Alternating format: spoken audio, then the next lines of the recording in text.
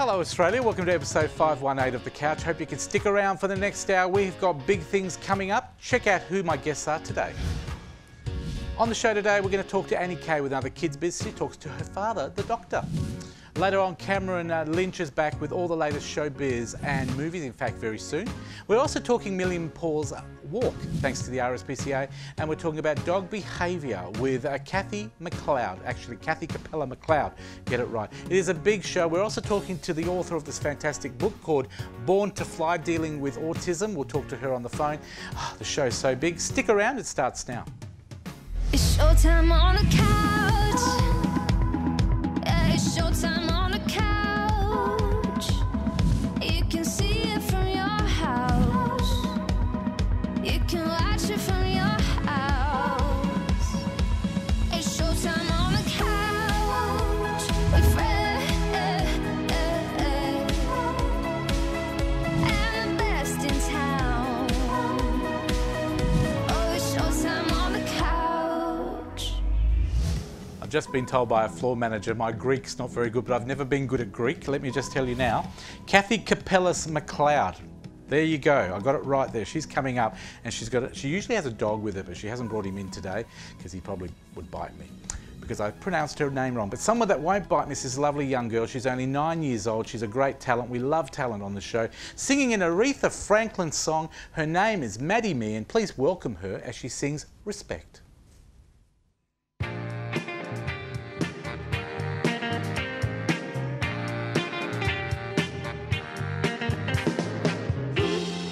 What you want, baby, I got it. What you need, you know I got it. All I'm asking is for a little respect when you come home. Yeah, baby, when you come home. Just a little bit. Yeah. Ain't gonna do you wrong while you're gone. Woo! Ain't gonna do you wrong, 'cause I don't wanna. All I'm asking is for a little respect when you come home. Yeah, baby, when you come home. Just a little bit. Yo, I'm about to give you all my money. And all I'm asking in return, honey, is to give me my progress when you get home. Yeah, baby, when you get home. Just a little bit. Yeah. Just a little bit.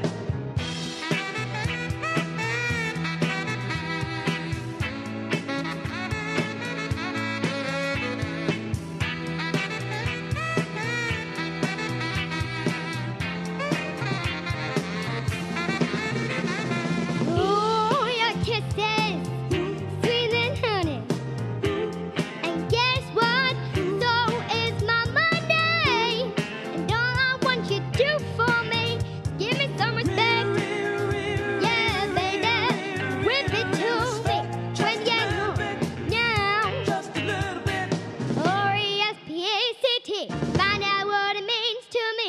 RSPCA, take care of TCB. Whoa, little respect.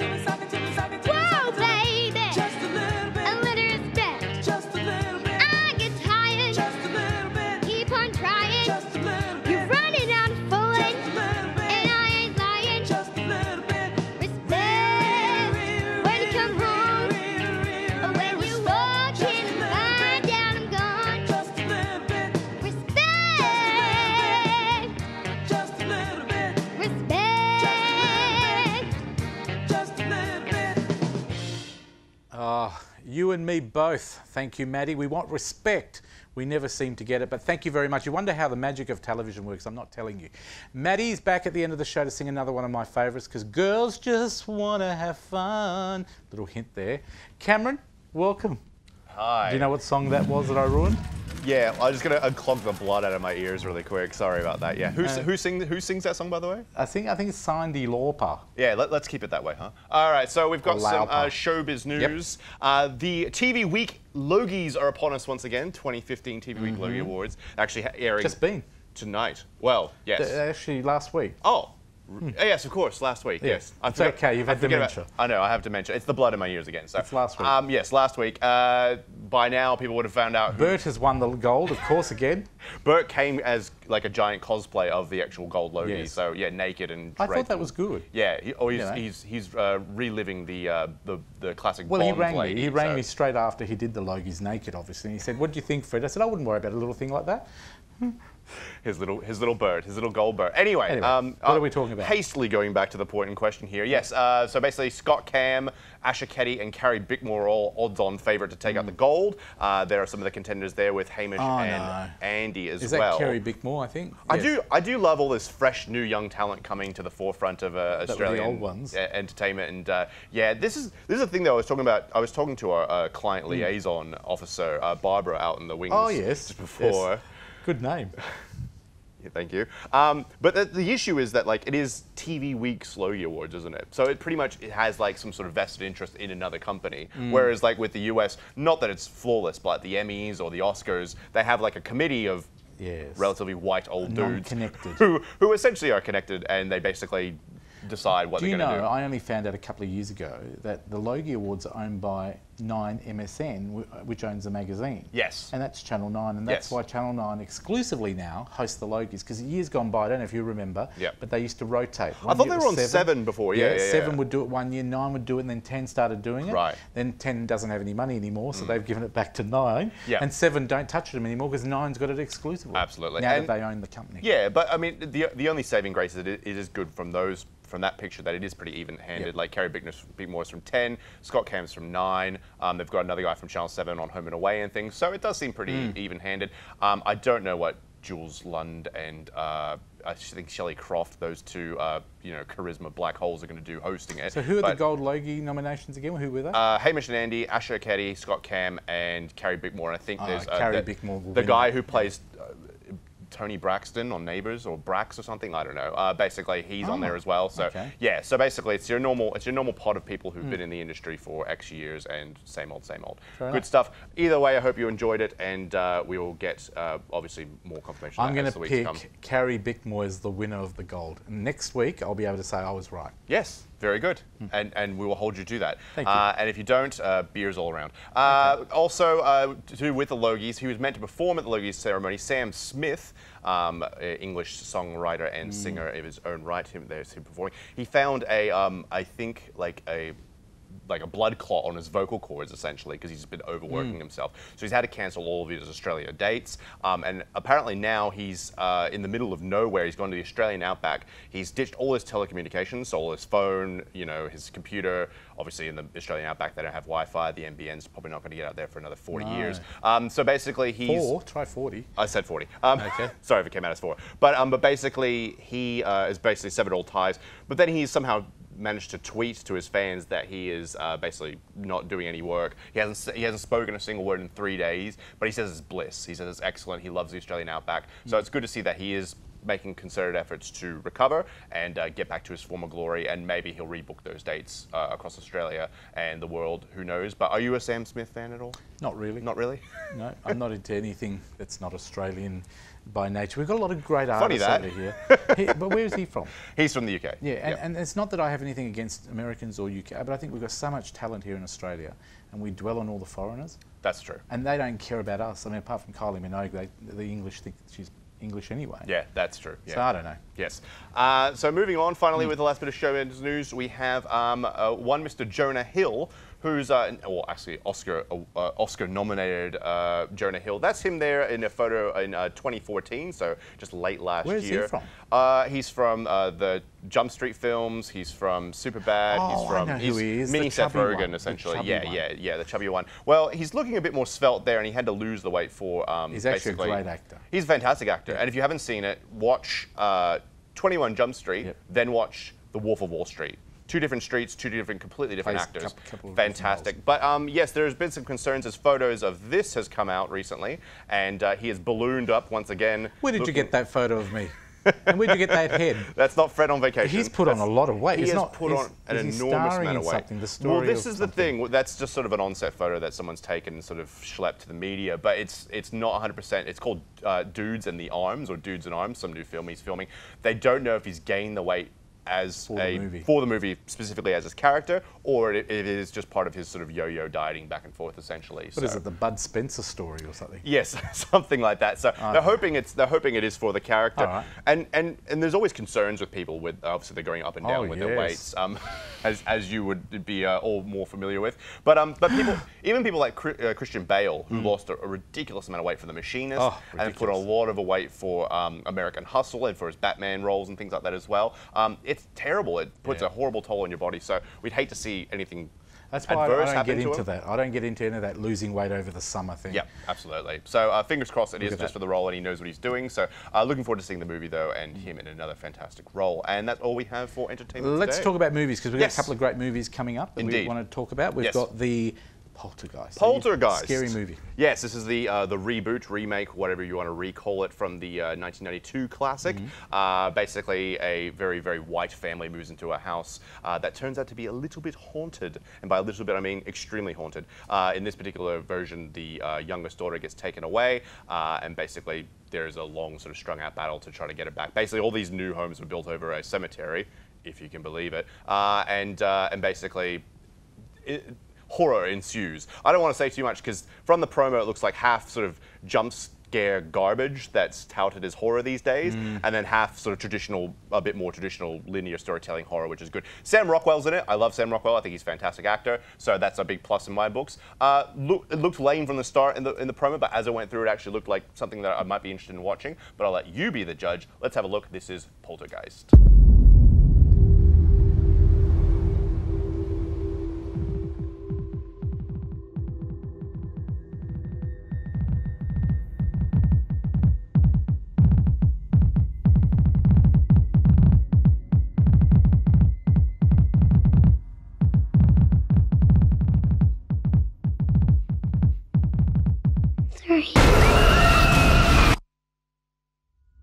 I can't find Maddie!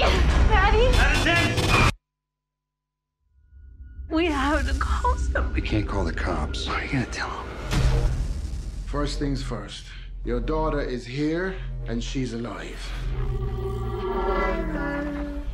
This development was built on a cemetery. But this isn't just a few pissed off spirits. It's a poltergeist. They are trapped and desperate, and Maddie is their ticket out. We just want our daughter back. The door to their world could close at any moment. If that happens, We gotta go in and get her out.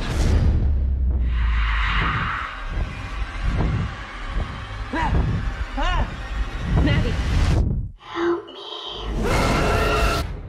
I want you all to clear your minds. They already know what scares you.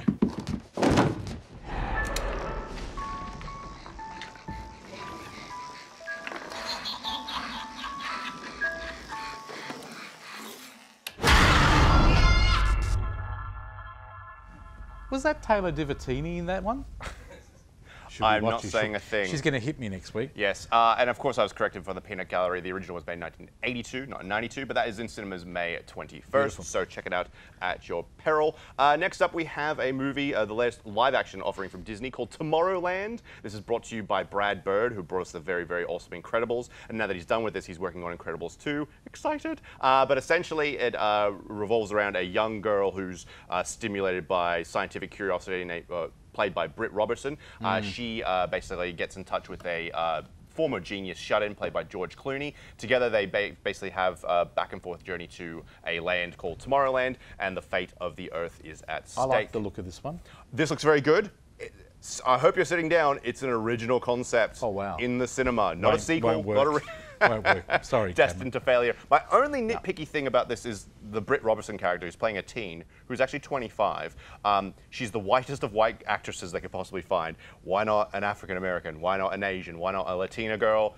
Come on, Disney. Why not me? Come on, Disney. Yeah, why not Fred in a wig? Come on, Disney, mix it up. But apart from that and her, it's kind of hard to look at. Am I not pretty enough? Sorry, You just lost all your audience. But anyway, hopefully we'll win them back with Tomorrowland. Let's have a look at the trailer. With every second that ticks by, the future is running out. Newton? The It's not mine. What's not yours? The pen. I've never...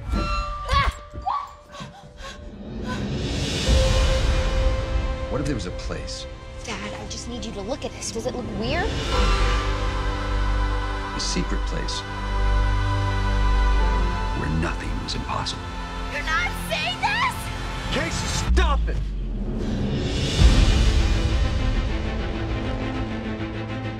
Go away! Did you see the dog? Cool. I want you to take me there. Take you where? Where'd you get this? Who are you, kid? What you saw was a place where the best and the brightest people in the world came together to actually change it. We've been looking for someone like you for a very long time. Why? Did something happen over there? Something bad? They followed you here? Who? Come on! Get in! How is this a good idea?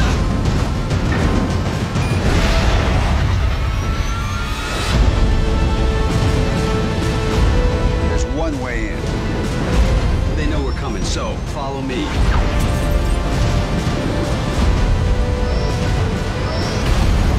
All the people, why me? He thinks you can fix the future.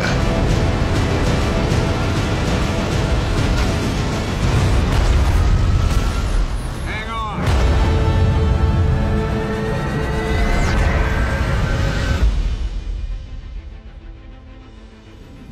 You wanted to see Tomorrowland. Here it comes. Out soon. Out soon. Also starring the very excellent Hugh Laurie. I neglected to mention that. And don't be fooled by the end date. The official release for Australia is May 28th. Check that out in theatres near you, Tomorrowland. Thank you. Let's have a look at the top 5 movies around Australia and the world today. At number 5. Paul Blart, More Cop 2. Number 4. Age of Adeline. Number 3. Cinderella. Number 2. Fast and Furious 7. And number 1. The Avengers, Age of Ultron. Now, I'm watching on Tuesday, I've got Spy, which is going to be a fantastic comedy. Yes. And you've got Mad Max the week after Yes, as well. and holy moly, does that look amazing. Looks good. Looking forward to seeing it. Well done, Cameron. We'll see you next week. Pleasure, as always. That is Cameron Lynch with movies and entertainment, who'll be back next week. And we'll be back after this break because we've got Kopellis McLeod. I said it right after this break. You're watching The Couch right here on Foxtel.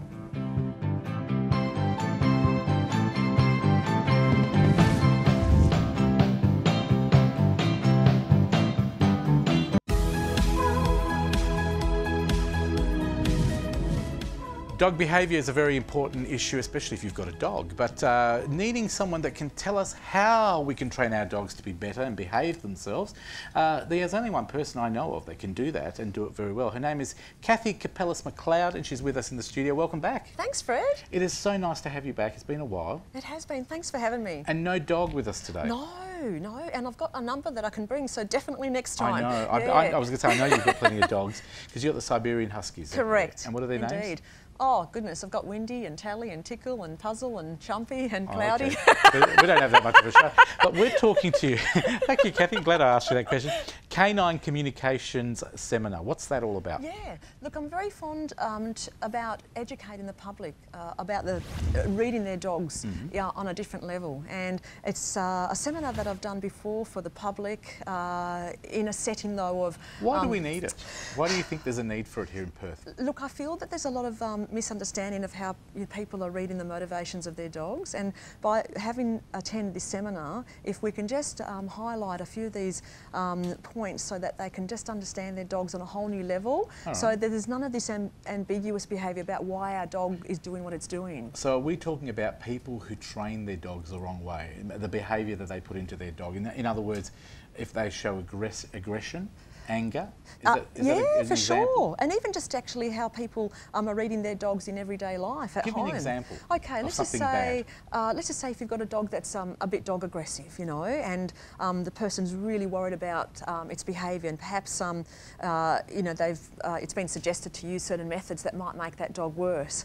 And can you give me an example of methods that you think, purely as an example, that would be you know, something that you shouldn't do? Okay, sure. So with dog aggression, I find a lot of people use aggression on aggression. And when I say a lot of people, you know, dog owners that know better and have been provided advice about perhaps, you know, putting a choker chain on the dog and tightening up on the collar quite harshly. Probably being quite, let's say, cruel to the animal to make it obedient. Yeah, exactly. And the thing is too, you know, we put fear into the dog. So of course, you know, dogs work on survival instincts, and you know, when they get that correction, and it's a harsh correction. The good news is, I think I've got some tips that'll help. I think we've got some footage actually we're rolling right now. That was your own voice. You probably heard that. You're not actually hearing a spirit from above.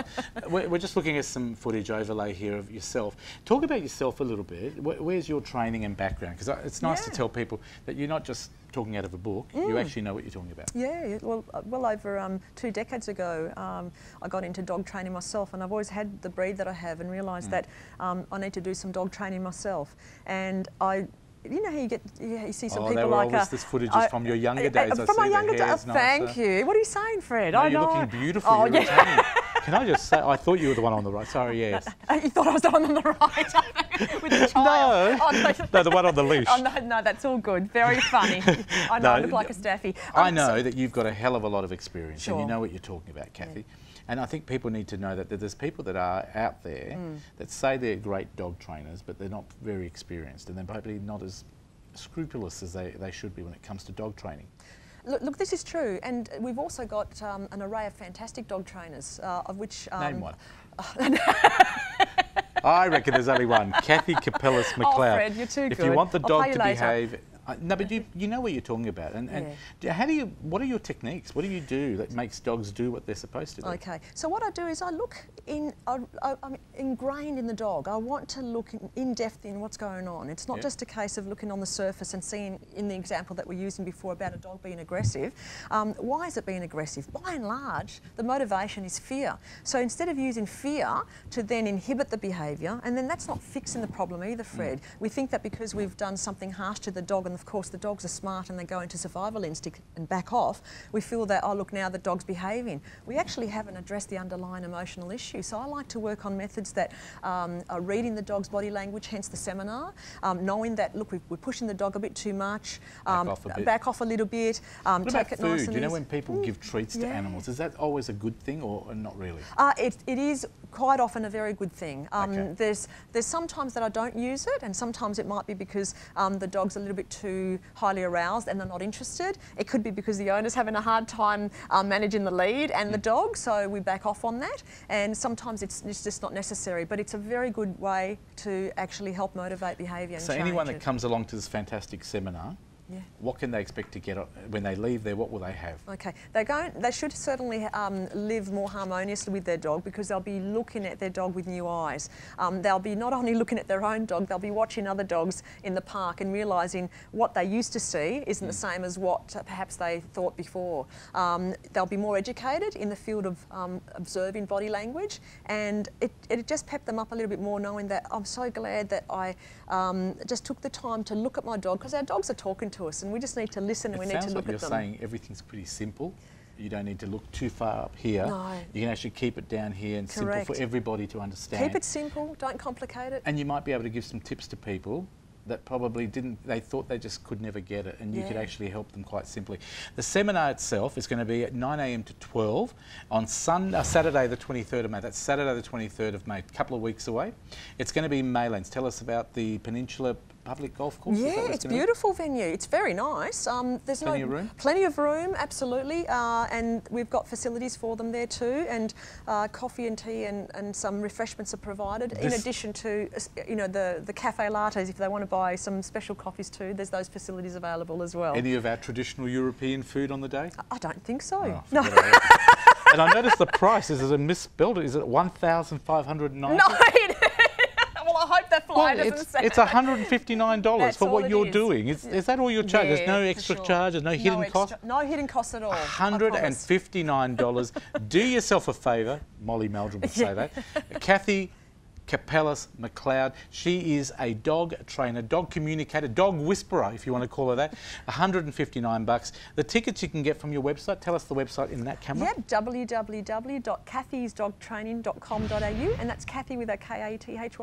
Beautiful, and it's $159. On a serious note, very important, why do people need to maybe adhere to this sort of training? Because it means that we can then spend less time arguing with our dogs and thinking that they've got a hidden agenda, and they haven't. They're just keeping it simple, and we just need to understand. You're them always a lot of fun. Better. Thank you, Fred. You too. And I wish I said she was Greek, but she's actually Macedonian.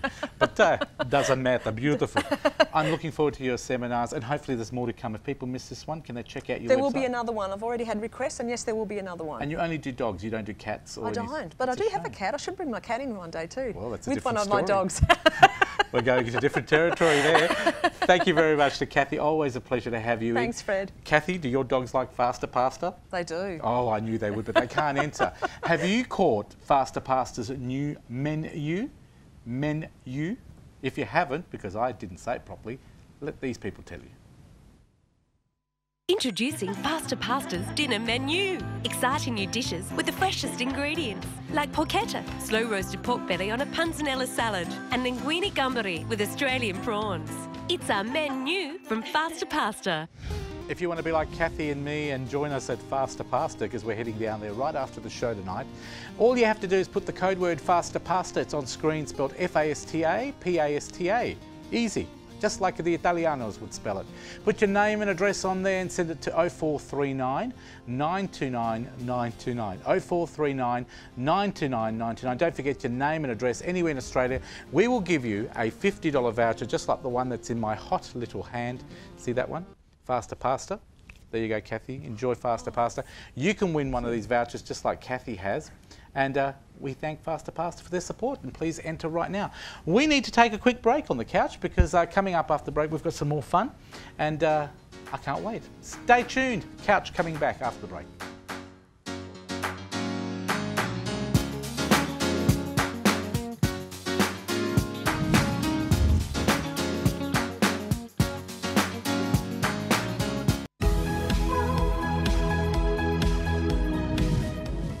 Welcome back to the couch here on Aurora Television on Foxtel. Thanks for your company.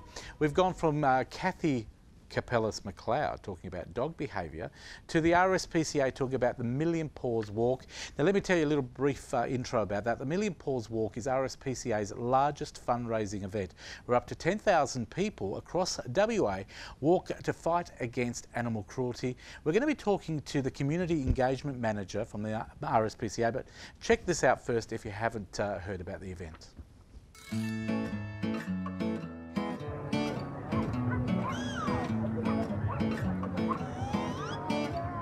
It's a fabulous turnout, and it really just shows the level of community support for the work of the RSPCA. People have turned out today in an effort to support our work to stamp out cruelty against animals. The highlighter for me is always the start, when everybody in the anticipation, excitement's there, people are all together, and there are thousands and thousands of dogs. And when we're off and going, the looks of the faces of the people and the dogs are just fantastic. This is our 9th year that PNN have supported the event, and being WA's largest locally owned and managed bank, it's really important that we support the WA community, and there is no better event than to sponsor the great work that the RSPCA do to prevent animal cruelty. And we have so many of our members and hopefully potential new members that might come along today with their animals, and we have our own team. As you'll see in the background, we have our PNN marquee. A lot of our staff support the event, and it actually crosses all ages, all demographics, all areas of the community, and we think it's important to be here. I think it's just a fantastic way to support the RSPCA for businesses, you know, like-minded businesses to support the RSPCA. It's so fantastic to see so many people down here with their pets. It's just special to walk along with so many other people that love their dogs. Raising money just to stop the animal cruelty is really important because all animals should be loved and looked after. One thing's come through loud and clear, and that is, what on earth would we do without the RSPCA doing the work that it does? There's no one else who does the work like the RSPCA. The demands on our services are growing with the population growth. We do need to improve coverage with the community support, working together to deal with animal welfare issues in Western Australia.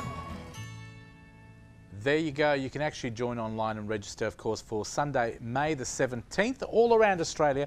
With us today is Maree. Now, Maree, you're the Communications Engagement Manager for the RSPCA here in WA. Tell us a little bit about Million Paws Walk. Why do we do it?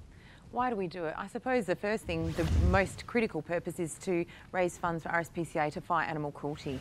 But obviously everyone who's attending is coming because it's the best day out on the doggy calendar. It's amazing. How long has it been running for? This is the 19th year in WA. So that's a great achievement. Now, how many have you done? Is this your second or third here in WA, or have you been there for a while? Oh, I've been attending for many, many years. Oh, you've been attending? Yeah, and I was going to say, dogs before Charli and now with Charli too. So what can people expect on the day? I know there's a lot of stalls and all that type. Run us through some of the entertainment that's there. Sure. So the event village opens at 8:30, but the walk starts at 10 a.m. And Charli's just decided to have a cuddle right now, but that's okay. Now, Charli, for those people watching, is your own dog as well, isn't he? Yes, or yes. She. Yep, she's been my dog for 6 months now, so very privileged to have her. Now, will you be walking Charli on the day? Oh, my partner will be walking her on the day, and that'll be her first Million Paws Walk too. Now, a lot of people don't realise animal cruelty is a big thing, isn't it? It's huge. Tell us a little bit. Run us through what sort of things have you had to deal with, and what are we calling cruelty? Oh, look, it's really wide-ranging. There's obviously some horrific cruelty and neglect to companion animals, but that also is across all animals, I suppose, you know, whether it's livestock or horses and the likes as well. We have 6 inspectors in the metro area and 4 inspectors in the regional areas trying to cover all of the cruelty reports that come through. There was over 6,000 investigations last year, so it's pretty intense. I remember Christmas time, the people that threw the kitten out of the car. Did anything come out of that? Because that was a terrible story. It was a terrible story. Did they actually catch the people that did it? No, unfortunately, the people haven't been caught, which is, you know, obviously disappointing. But do you get stories like that every day at the RSPCA where people are doing some stupid, cruel things? Yes. And now we talk about cruelty as well for people to sort of think it's all about hitting an animal or throwing it out of a car. It's not all about that either.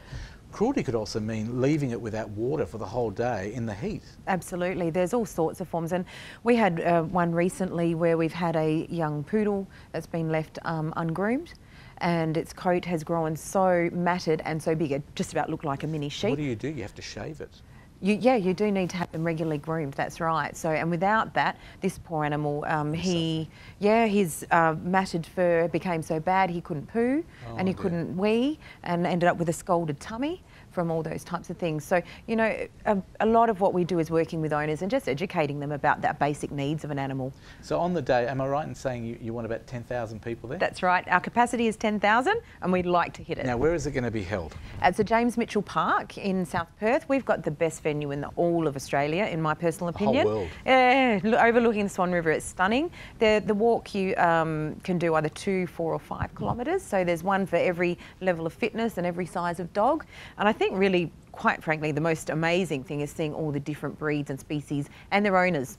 Now, is it also a day when people can come along, and we were talking about the stalls, the different types of stalls, are they all related to animals and how you can look after your animals, feed your animals, dress your animals, house your animals? Is it all that type of thing? Yes, yeah, look, there's everything. I mean, the RSPCA dog training team will be there, so they'll be able to offer some advice for people having difficulties with their dog. We're going to have an agility club there who'll be demonstrating agility for those people interested in agility. There's a doggy diner, where there's actually a diner for dogs for treats for them. Is Alex Kearns going to be there? She is, yes. She's going to be running her houndstooth photography studio there? Yeah, well, she will be there obviously with all of her houndstooth, and we do have a photo booth as well, so you can get in there with your dog. And take some photos. Yeah, why not do it with your dog rather than your friend? And for those people who don't want to buy any pet stuff, they can still go down and have a coffee, a drink, some food? Yep, we've got all the food stalls, and there'll be a barbecue with all RSPCA approved products as well. Yep. So it's even if you didn't have a dog, I would recommend coming down because it's just such an event to see with all the different breeds, and beautiful day on the Swan River. It's just a nice day to spend it with your animals and your family. That's now, right. How do people get involved? If they want to register, what do they need to do? It's a really good idea to register before the day because there is queues on the day. So getting online to millionpawswalk.com.au, there's also a discount, so it's $25 for an adult before the day. $25 if you book early? Yep. And that covers for you and your animal, or is that like a family? Is there a family? There is different price points. So there's all different ones? Yeah, there's obviously a family deal for parents and kids as well. And do you have a concession ticket as well, or is it $25? No, so it'll be adult, child or family. Now, the money that you raise from the Million Paws Walk, I'm sure you've got a target. What is it going to, is it all to do with anti-cruelty to animals? How else are you spending the money? Anything else? Yeah, well, I mean, obviously a lot of the projects? animals that come through our doors really need specialist medical care, and often they need a lot of behaviour modification programs as well. So it's about keeping our inspectors on the road, making sure they've all got top medical treatment, and, you know, helping us get our inspectors out there educating people. And I say this to a lot of people all the time. They think the RSPCA, because you have an authority, they think you're government run, but you're not actually government run. You work under some legislation set by government. That's right. But you're actually funded on your own. That's right, yes. We do get a small government grant that accounts for about 6%. And there is that real common misconception that we are a government organisation. But in fact, we're a community organisation, and everything that we do about preventing cruelty to animals is because the community support us. So we're just really, you know, thrilled that the WA community believe in it so much. Million Paws Walk, RSPCA. This is Maree Daniels, the Communication Engagement Manager here in WA. She does a wonderful job. She's got a wonderful dog here today, Charlie. We're going to get it to do a trick. Can you get her to do a couple of tricks for us before we go to break? Just before we do that, don't forget, go to the RSPCA website. There is a website on screen right now. You can go on that. It is www.rspca.asn.au on screen, or millionpawswalk.com.au. Please register. It's going to be on the 17th of May, $25 for individual tickets, but there's an array there of different prizes depending if you're a family, a couple, single. But just donate to the RSPCA. They do a wonderful job and they'll love your money. Now, thank you very much for coming in today, Maree Daniels. Thanks, Frank. It's been great. Fred. Fred. That's all right, Margaret. Don't worry about it. It's all good. Let's get Charlie. I think we've got her name right. Yeah, we have Charlie. Come and sit. Shake. Oh, good girl. How long did it take you to train her? Oh, I'm very lucky that she's been very trainable, and treats work a treat. Oh, she would roll over. Let's do high five. High five, and that one. And again, high five. High five. Good girl. Good girl. We need some treats in my pocket. Well done. Well, good luck with the Million Paws Walk. Don't worry about my name being I was going to say thanks, I Fred. quite like that name. I might change it next week. Thank you very much to the RSPCA for coming in today. We will have them back, and Maree is a wonderful person. She's very busy. We'll be back with more of The Couch right after this. Stay tuned. Well done. Fred, I have no idea what Fred has to my head.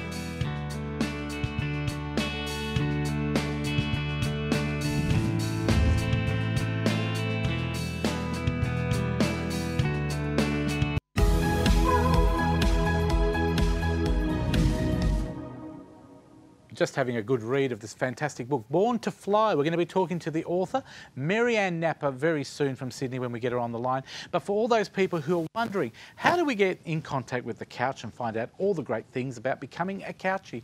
This is how you do it. If you're looking for more info on anything you've seen on today's show, head to thecouch.com.au. It's where you'll find all the links for our guests, plus clips from the show, backstage photos, and even exclusive movie reviews. You can also sign up as a couchie and be part of our competitions, including Spin It to Win It. New Zealand viewers, that's open to you too.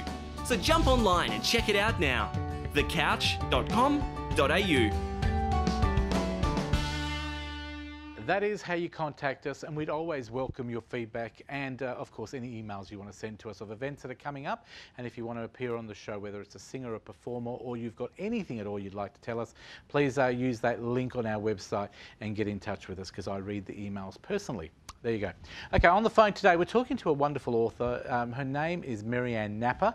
Marianne, thanks for being with us today. You're all the way in Sydney, aren't you? I am, Fred, yes, and thank you for having me. You're very welcome. You've written a fantastic book called Born to Fly.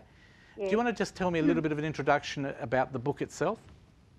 The book itself is about a child who was born in the 1940s when very little was known about autism. In fact, the word autistic was unknown, and children born with these symptoms back then were diagnosed with gross mental deficiency. And this parents were told that there was nothing that could be done for these children, and the medical advice was to commit them to mental asylums. And the story is about this child who was committed to a mental asylum, but removed at the age of 5 by an amazing woman called Kath McCarthy, who was a Mothercraft nurse and a nanny, and she took this child into her care. And she was using, she actually pioneered groundbreaking treatment interventions in those days. And sadly, medical authorities at the time failed to recognise her efforts. But she was able to do absolute, well, you could say almost amazing miracles things with this child. So, yeah, so the story is about his progress with her. It's about his life and how her intervention methods were able to, were able to actually bring him out of his autistic world into the world around him and have a meaningful life. Now, Maree Ann, I know you're the author, and it is a dramatised story, but it's coming from a true story because your life had a lot of those ingredients as well. Tell us about your own personal life. Yes, well, yes, it did, Fred. I have a twin brother who's profoundly autistic. We were born in the same year as the child in my story, 1946, and we were the eldest of 6 children. My parents heard about Kath McCarthy, but my brother was 12 years old at the time, and she took him for 5 years. And he lived in Queensland with her, and my parents used to fly me up during the school holidays to spend with them. So as a young girl, I was able to witness her intervention methods. Well, that was one of my next questions was going to be, what was life growing up with your brother with autism? Because you wouldn't have known very much in those days of what it was, apart from the title. In those days, yes, it was quite difficult. Obviously, in the early years, I didn't know that he was any different. Not until I started school that I realised that he was Maree Ann, different. can I ask you, what were some of the symptoms, for those people who are listening to this interview now, what are some of the symptoms that gave him the title of autism? Well, first of all, he was diagnosed at the age of 3 as being deaf. And he wasn't deaf at all. It was just that he wasn't responding to any social cues or anybody around him, which is a problem with an autistic child sometimes, that they live in their own little world and they don't pick up on any outside stimuli. But my brother was profoundly autistic, and he had other repetitive behaviours, like lining up his toys in rows, and if I wanted to play with him or touch them, he would throw a tantrum and get very upset. He had the head rolling, the body rocking, the hand flapping, and he used to bang his head a lot, which are all signs of autism. Did your parents get a lot of support in those days? None at all, none at all. They were just told to commit him to an institution. He did go to a spastic centre for a while, but not for long, because he started to imitate the behaviours of all the other children there, and he actually deteriorated. So, it wasn't until they found this amazing woman that anything was done for him. So was Kathy McCarthy a real person, or have you created the name? Oh, she was. Yes, no, she was. She was a mothercraft nurse. Yep. And she was a nanny. And she was your nanny, your brother's nanny? No, she wasn't my nanny. Okay. My brother did go and stay with her, but that was her career path. Okay. She worked back in those days. A lot of graziers and people who lived out in country areas had nannies to look after their children and school them because of the isolation. Tell me, the book is aimed at people that may have autistic children or are living with or have family members with autism. Can you tell us how you're hoping that this book will help people? Well, the methods that Kath McCarthy uses are documented, transcribed directly from her documented case history. So you actually read about the methods that she used. She was... a lot of them were based on behaviour modification, such as rewards, and she used graded exposure techniques, which professionals today are using quite successfully with autistic children. And I've detailed and clinically presented all of these methods that she used, and also included errors and failures that she reported and how she analysed each behaviour problem and responded to them. So it could be a very good reference book, even in high schools, maybe around Australia, and to give out to parents in hospitals, etc., to learn some of the techniques might be useful. Are they actually using them now, Maree Ann? Do you know if a lot of the techniques? Yes, they are. Yes, Fantastic. and I've had feedback from quite a few parents who said they've read the book and they're using some of the techniques. Yes. Now I saw some photos of your brother and your mum and yourself. When were they taken? There's one of you guys sitting. The one of my brother and my mother and myself was last year. Last year. Now, how's your brother doing now?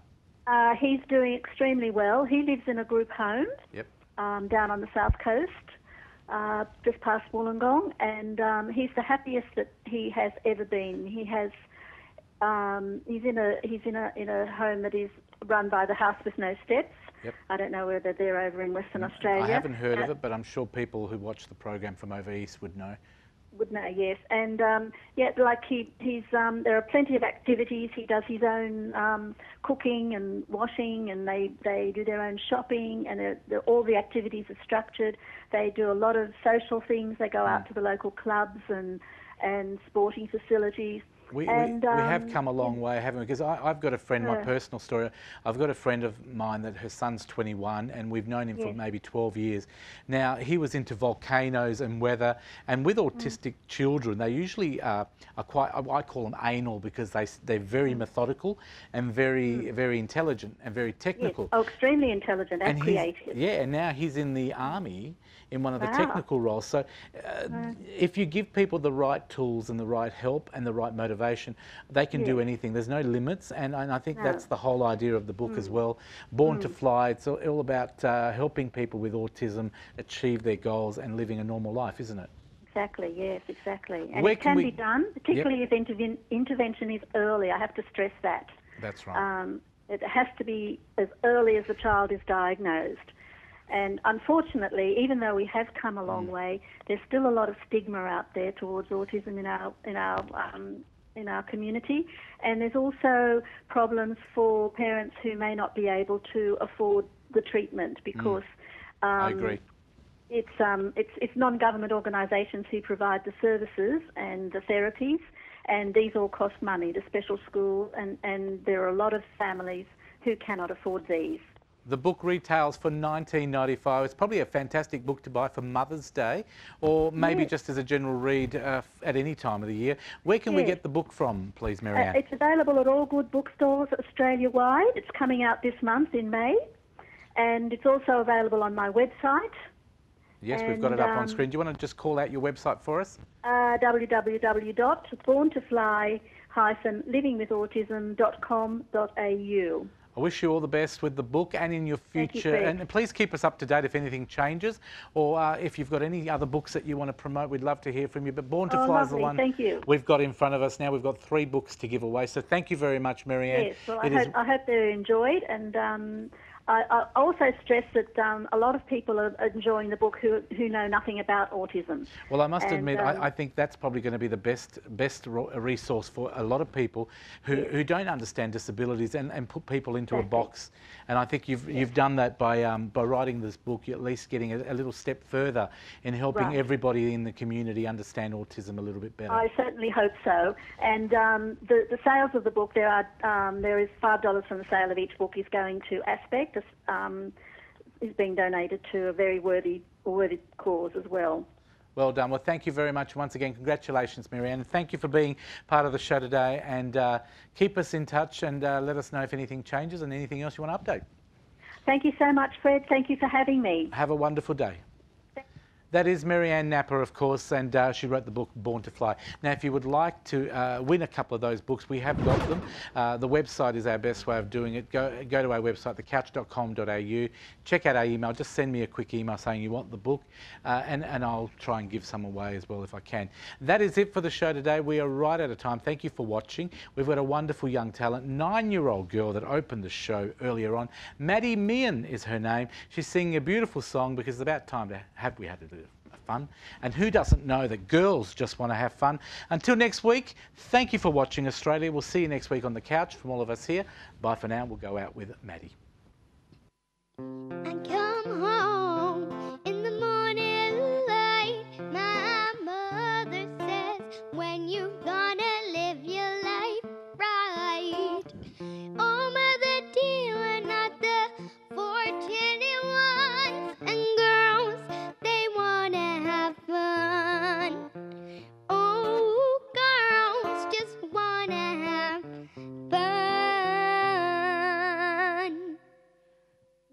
2, 3, 4. The phone rings in